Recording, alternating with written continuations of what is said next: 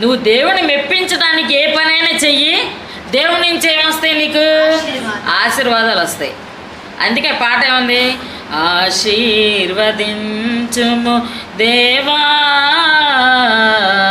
ఆదరణ నీవే ప్రభువా, ఆదరణ నీవే ప్రభువా, అనుదినము నీ కృపయే చాలు, అనుక్షణము నీకే మా స్తుతులు. ఆశీర్వదించుము దేవా, ఆదరణ నీవే ప్రభువా, ఆదరణ నీవే ప్రభువా.